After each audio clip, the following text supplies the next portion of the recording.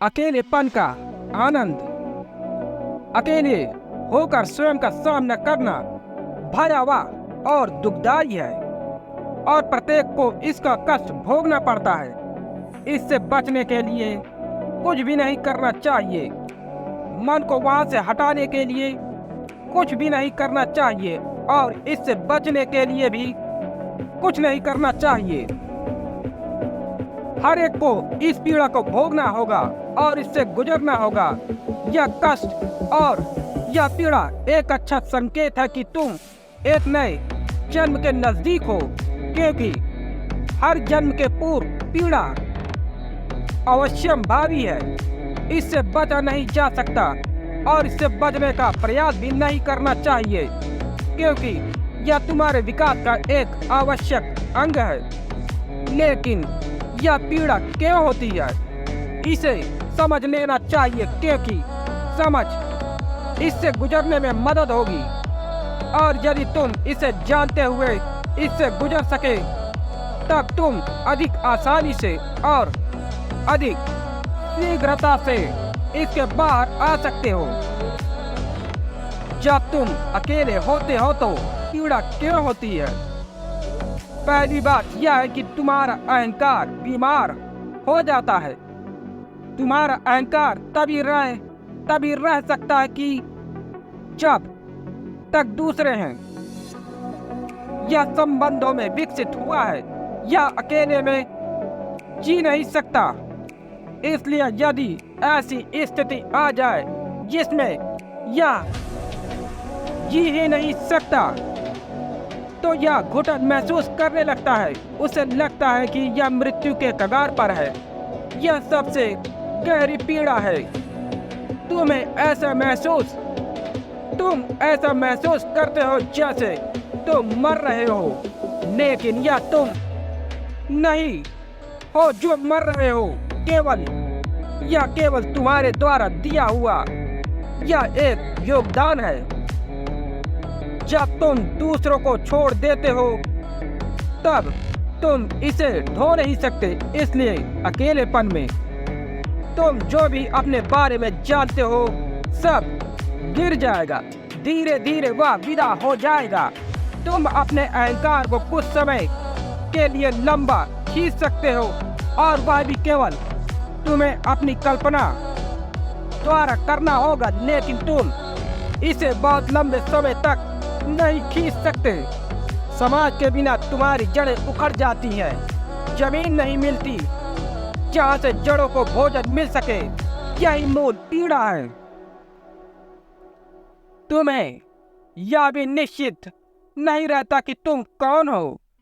तुम एक फैलते हुए व्यक्तित्व मात्र रह गए हो, एक पिघलते हुए व्यक्तित्व। लेकिन यह अच्छा है, क्योंकि जब तक तुम्हारा झूठा व्यक्तित्व समाप्त नहीं होता, वास्तविक प्रकट नहीं हो सकता। जब तक तुम फिर से पूरी तरह धूल नहीं जाते और स्वच्छ नहीं हो जाते, वास्तविक प्रकट नहीं हो सकती। इस झूठ ने सिंहासन पर कब्जा जमा लिया है। इसे वहां से हटाना होगा। एकांत में रहने से जो भी झूठ है सब समाप्त हो जाता है, और जो भी समाज द्वारा दिया गया है सब झूठ है। वास्तव में जो भी दिया गया है सब झूठ है, और जो भी जन्म के साथ आया है सत्य है।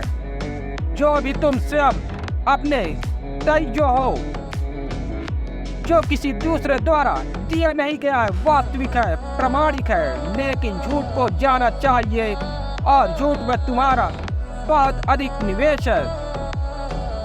इसमें तुमने इतना अधिक निवेश कर रखा है, तुम इसकी इतनी देखभाल करते हो। तुम्हारी सारी आशाएं इसी पर टिकी है। इसलिए जब यह घुलने लगता है, तुम भयभीत हो जाते हो, डर जाते हो और कांपने लगते हो। तुम स्वयं के साथ क्या कर रहे हो? तुम अपना सारे जीवन का ढांचा नष्ट कर रहे हो। भय लगेगा, लेकिन तुम्हें इस भय से गुजरना होगा, तभी तुम निडर हो सकते हो। मैं नहीं कहता कि तुम बहादुर हो जाओगे, नहीं, मैं कहता हूँ कि तुम निडर हो जाओगे। बहादुरी भी भय का ही एक हिस्सा है। तुम कितने ही बहादुर हो, भय पीछे छिपा ही रहता है। मैं कहता हूँ निडर। तुम बहादुर नहीं हो जाते जब भय ना हो। बहादुर होने की कोई आवश्यकता नहीं रह जाती। बहादुरी और भय दोनों आप प्रासंगिक हो जाते हैं। दोनों एक ही सिक्के के दो पहलू हैं। इसलिए तुम्हारे बहादुर आदमी सिवाय इसके कि तुम सिर के बल खड़े हो और कुछ नहीं। तुम्हारी बहादुरी तुम्हारे भीतर छिपी है और तुम्हारा भय सतह पर है। उनका भय भीतर छुपा हुआ है और उनकी बहादुरी सतह पर है। इसलिए जब तुम अकेले होते हो तुम बहुत बहादुर होते हो। जब तुम किसी चीज के विषय में सोचते रहते हो तुम बहुत बहादुर होते हो। परंतु अहंकार को विसर्जित कर चुका है, अपनी छवि को विसर्जित कर चुका हो, अपना व्यक्तित्व विसर्जित कर चुका हो। यह मृत्यु है, क्योंकि तुम नहीं जानते कि इससे कोई नया जीवन उभरने वाला है। इस प्रक्रिया के दौरान तो तुम्हें केवल मृत्यु का अनुभव होगा। वह तो तुम जैसे हो एक झूठे व्यक्ति की तरह मर जाओगे। केवल तभी जान पाओगे कि मृत्यु तो मात्र अमृत के लिए एक द्वार थी।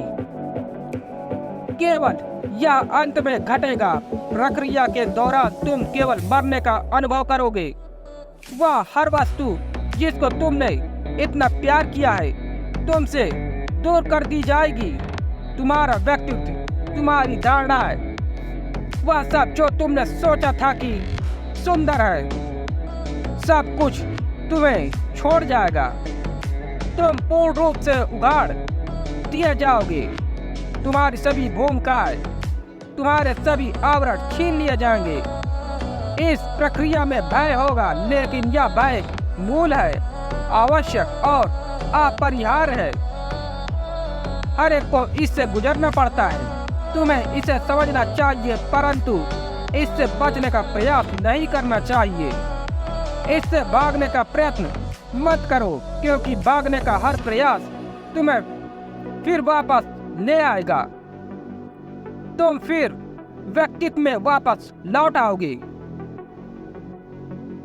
तुम फिर व्यक्तित्व में वापस लौट जाओगे।